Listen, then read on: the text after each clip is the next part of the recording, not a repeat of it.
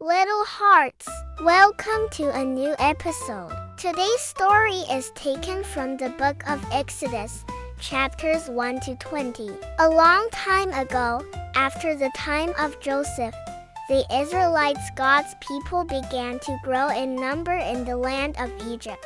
They had moved there during the famine many years earlier and started living, working, and raising families. But as the years passed, a new king, called Pharaoh, came to power. He didn't remember Joseph or all the good he had done for Egypt. Pharaoh became afraid of the Israelites because they were becoming so many. He thought they might grow too strong and one day fight against Egypt.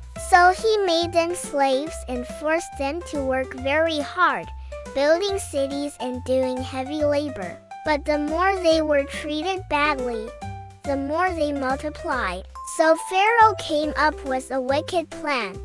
He ordered that every baby boy born to the Israelites must be thrown into the Nile River. During this time, a Levite woman had a baby boy. He was a special baby, and his mother hid him for 3 months. When she couldn't hide him anymore, she made a basket out of papyrus, coated it with tar so it wouldn't sink, and gently placed her baby inside. Then she put the basket among the reeds by the riverbank. Now here's something amazing.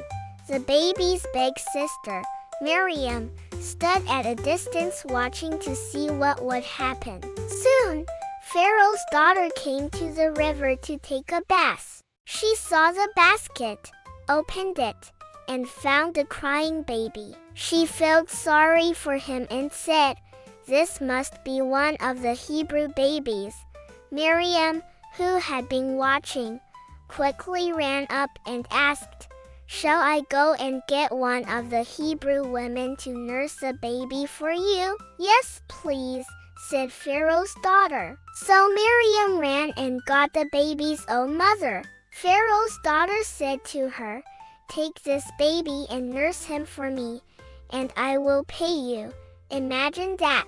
Moses' own mother got to take care of him and be close to him until he grew older. When he was older, he was taken back to Pharaoh's palace and became the son of Pharaoh's daughter. She named him Moses, which means drawn out of the water. Years later, when Moses was a grown man, he saw how badly the Israelites were being treated. One day, he saw an Egyptian beating a Hebrew man, and Moses tried to help. But when Pharaoh heard about it, he became angry, and Moses ran away to a land called Midian. In Midian, Moses became a shepherd. One day, while he was taking care of the sheep near a mountain called Mount Horeb, he saw a strange sight, a bush that was on fire but not burning up. When he went closer, God called to him from the bush, "Moses,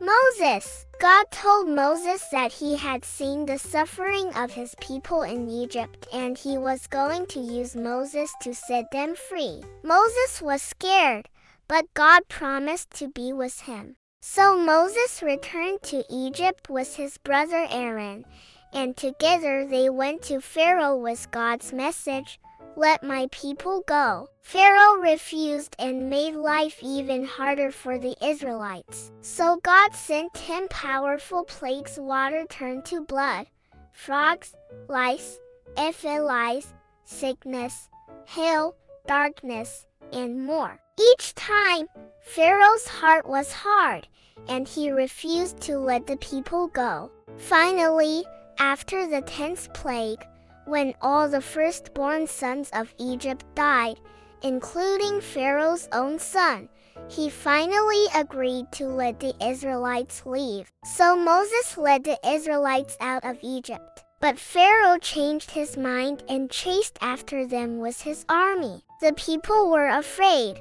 but God told Moses to stretch his hand over the Red Sea, and something amazing happened. The sea parted. The Israelites walked through on dry land, and when Pharaoh's army tried to follow, the water closed up again. After escaping Egypt, the Israelites traveled through the wilderness. They sometimes complained, but God gave them food called manna and water from rocks. He guided them with a cloud by day and fire by night. Eventually, they reached Mount Sinai, and there, God gave Moses the 10 Commandments rules to help the people live in peace and love. See you in the next episode, where we'll talk about Joshua, the leader that succeeded Moses. Bye-bye for now, little hearts.